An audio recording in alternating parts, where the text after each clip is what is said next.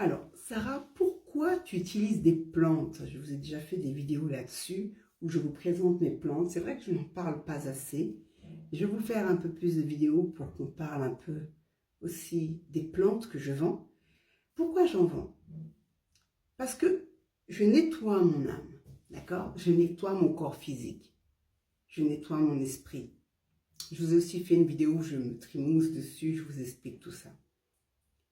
Donc, je fais un bain spirituel pour nettoyer mon âme et mon corps physique.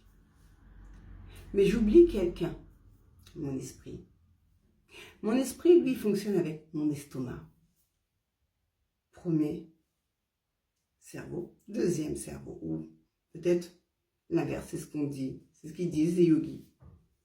Donc, si je ne mets pas de la matière dans mon estomac, je ne peux pas aider mon cerveau à être bien. Donc, mon esprit, voilà, t'as compris.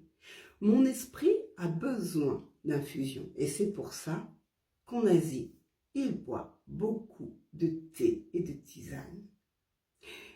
Il y a des gens qui vont me dire, non, mais la théine, c'est pas bon. Ouf, stop. Ce sont des plantes. Tout dépend à quel moment tu prends telle ou telle plante. Et sache une chose, chaque plante a un bienfait. Un bienfait spirituel et un bienfait du palais, du soin et énergétique. Quand je prends une tisane, en fonction de l'envie de cette tisane, je vais avoir un bien-être. Je prends l'exemple que j'aime dire souvent, les femmes ménopausées ne s'écoutent pas assez ou n'écoutent pas assez les aromathérapeutes et toutes les personnes qui travaillent avec les plantes. Quand on commence la ménopause, quand on est en pleine ménopause, l'hibiscus, notre copain, j'en ai pas là, c'est notre copain, il est au top, il faut en prendre.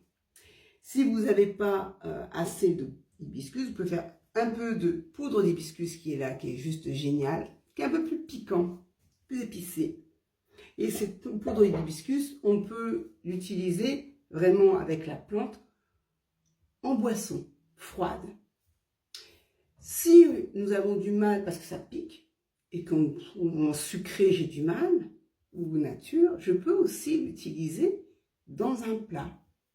Alors, en poudre comme ça, il vaut mieux l'utiliser comme une petite sauce, vous voyez, sans la faire cuire. Il faut sentir la plante. À savoir que toutes les plantes, quand elles sont complètement trop cuites, on en perd 80% de sa puissance. Donc la plante, on la fait infuser, on la fait revenir un peu comme les épices, on la fait mijoter gentiment, mais on ne la fait pas griller et jusqu'à en perdre toute la saveur.